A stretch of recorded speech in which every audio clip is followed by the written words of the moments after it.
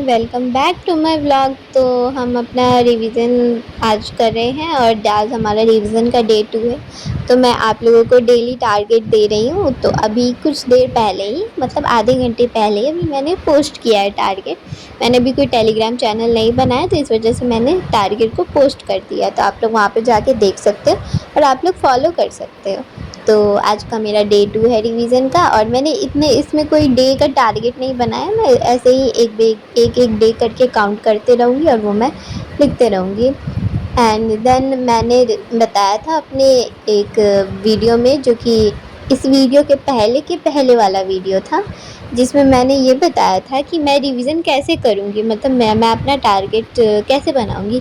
मैं बताया था कि मैं 2 दिन पढ़ने वाली, एक दिन पढ़ने वाली हूँ जीके एंड मैथ, और एक दिन पढ़ूँगी इंग्लिश और रीजनिंग। अल्टरनेट डेज पे ऐसे हम पढ़ेंगे। एक दिन में सारे सब्जेक्ट नहीं पढ़ेंगे, क्योंकि हमें मॉक भी देना है अच्छे से और उसका एनालिसिस भी करना है। तो उस पे भी हमें काफ़ी टाइम लगेगा। पता है, जो मॉक जो देते हैं उसमें बहुत टाइम लगता है उसको एनालिसिस करने में, इसीलिए। ठीक है, तो सबसे पहले मैं पढ़ रही थी, अभी मैं पढ़ रही हूँ पिनाकल से। मैं सॉल्व कर रही हूँ एरर के क्वेश्चन जो भी हैं, क्योंकि ग्रामर में थोड़ा पढ़ चुकी हूँ, तब भी अभी काफ़ी बार मुझे अभी पढ़ना पड़ेगा, क्योंकि काफ़ी चीज़ें माइंड से आउट हो जाती हैं। और मैं इसकी क्वेश्चंस कर रही हूँ, मतलब एक दिन में मैंने 50 क्वेश्चन का टारगेट किया। अभी मैंने बहुत ज़्यादा नहीं किया। बहुत ज़्यादा क्वेश्चन कर लेते हैं ना तो भी नहीं समझ आता, बहुत कम करते हैं तो फिर कोई फ़ायदा नहीं होता है। इस वजह से मैंने 50 क्वेश्चन का भी टारगेट किया। जितना हो पाएगा मैं आप लोगों को दिखाऊंगी। तो मैंने 7 बजे से स्टार्ट किया था और मैंने 9 बजे तक किया टोटल, मतलब 2 घंटे मैंने किए हैं। एरर पढ़ा है सिर्फ। तो मैंने बताया था इससे पहले वाले व्लॉग में कि मैं टाइमर लगा कर पढ़ूँगी, तो मैंने टाइमर लगाया था। तो 2 घंटे 10 मिनट मैंने पढ़ा है, और आप लोगों को मैंने दिखाया था किस क्वेश्चन से मैंने स्टार्ट किया था और अभी मैं कौन से क्वेश्चन नंबर 70, मैंने टोटल 70 क्वेश्चन किए हैं। एंड आप लोग भी बताना कि आप लोगों की पढ़ाई कैसी चल रही है।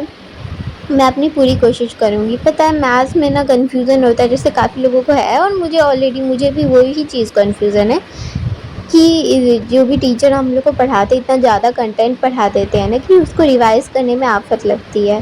रिवाइज़ करना एकदम मुश्किल हो जाता है। उसको रिवाइज़, ऐसी बात नहीं है कि हम करना नहीं चाहते, अब करें, तो टाइम ही इतना नहीं होता कि हम उसको कैसे जल्दी जल्दी रिवाइज़ करें। तो मैं गगन सर से पढ़ी हूँ, उसके नोट्स भी बनाए हूँ। तो मैं उसको थोड़े थोड़े क्वेश्चन डेली लगा रही हूँ, मतलब डेली नहीं, मतलब अल्टरनेट डेज़ पे।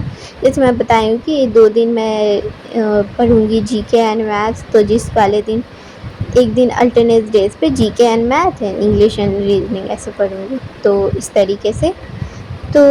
तरीके से पढ़ूँगी। लेकिन फिर भी वही है ना कि मैथ्स आनी चाहिए अच्छे से, सारे कंसेप्ट दिमाग में होने चाहिए। तो टाइम लगता है हर चीज़ को, जितना हम टाइम देंगे उतना अच्छे से होगा। तो मैं मैथ्स का सोच रही हूँ कि मैथ्स का कुछ 15-20 क्वेश्चन का मैं शॉर्ट नोट टाइप बनाऊँगी, जिसमें मैं सिर्फ हर टाइप के हर एक क्वेश्चन लिख दूँगी।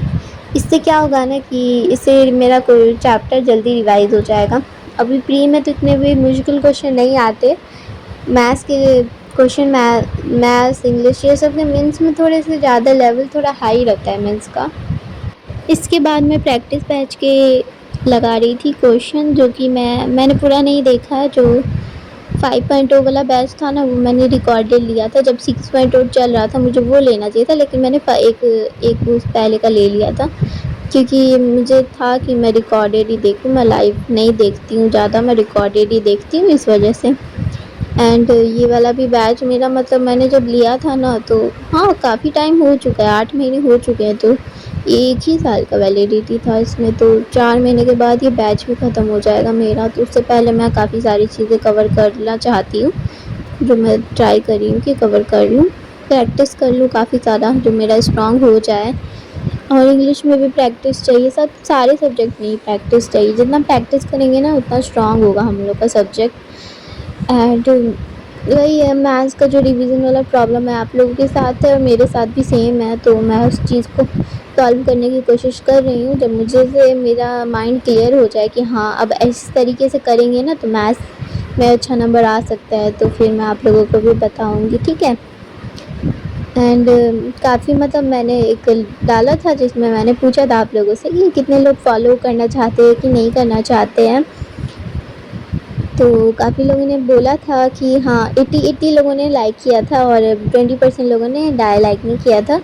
मतलब डिसलाइक किया था कि हम मतलब फॉलो करेंगे कि नहीं करेंगे, तो अच्छी बात है। 80% लोगों ने लाइक किया, इस वजह से मैं अब डेली टारगेट डालूँगी पोस्ट पे।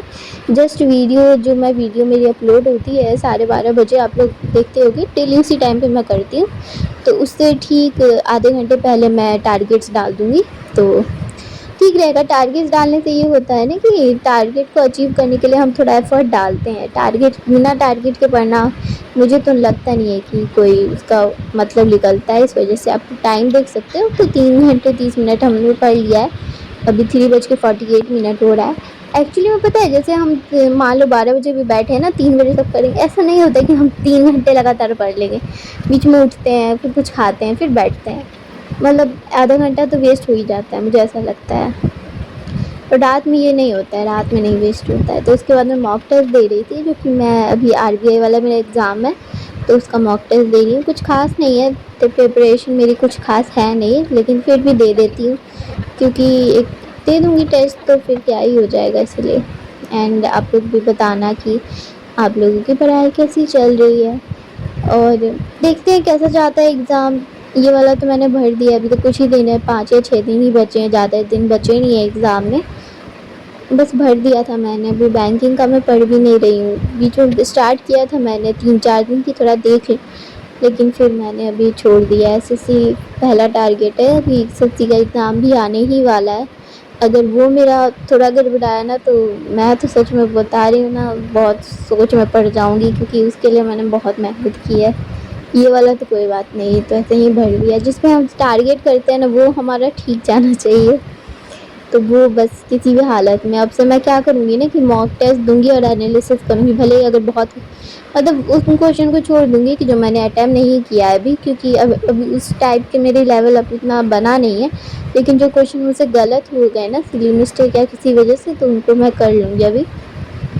और वैसे भी वो भी सेव ही रहता है, जैसे हम मॉक टेस्ट देते हैं ना, तो उसका एनालिसिस सेव रहता है, तो बाद में भी देख सकते हैं। तो दोबारा मैं फिर उसको सॉल्व कर लूँगी जब अभी मेरे ठीक आने लग जाएंगे ना, तो पहले वाले मॉक के भी जो मेरे एनालिसिस मैंने किए हैं उनको भी अच्छे से कर लूँगी। एंड आप लोग बताना कि आप लोग की पढ़ाई कैसी चल रही है, एंड देन कितने कम टाइम बचा है एग्ज़ाम में। जब जितना पास आता है ना एग्ज़ाम, उतनी ज़्यादा टेंशन बढ़ जाती है। अब तो पता नहीं क्या ही होगा। पता है, मैथ्स और इंग्लिश में अगर अच्छा स्कोर आ गया ना, रीजनिंग में तो चलो बन रहा है स्कोर अच्छा, लेकिन मैथ और इंग्लिश में अच्छा आ गया ना, तो बहुत बूस्ट हो जाएगा स्कोर। एंड जीके का कुछ कह नहीं सकते, लेकिन अपनी तरफ से पूरी कोशिश कर सकते हैं कि अच्छे अच्छे मार्क्स आए। बहुत अच्छे नहीं, लेकिन ठीक ठाक मार्क्स आ जाए, इसलिए। ठीक है, तो कभी कभी ना मन ही नहीं करता है पढ़ने का, मतलब मन नहीं करता है, लेकिन फिर भी पढ़ना पड़ता है, तो पढ़ना बहुत ज़रूरी है। मन को मना करके पढ़ना पड़ता है, मन नहीं करे तब भी पढ़ना पड़ता है, बहुत सारी चीज़ें होती है। तो उसके बाद मैंने जो मॉक टेस्ट दिया था उसमें एनालिसिस किया, तो देन उसके बाद 1 घंटा का मॉक टेस्ट था मेरा। तो आप लोग देख सकते हो कि 4:37 में अभी मेरा दिमाग अब काम नहीं करेगा, तो इसके बाद थोड़ी देर के बाद मैं फिर आऊँगी, पढ़ूँगी। तो टोटल 4 मॉक टेस्ट मैंने दिए हैं फुल। तो अभी एग्ज़ाम तक 2-3 और जितना दे पाऊँगी उतने दे दूँगी।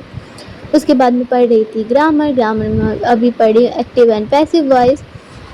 तो इसका भी मैंने नोट्स भी बनाया हुआ, और ये बुक से भी पढ़ रही हूँ। थोड़ा-थोड़ा मैं बुक से भी पढ़ रही हूँ, थोड़ा-थोड़ा नोट्स भी बनाया हुआ है।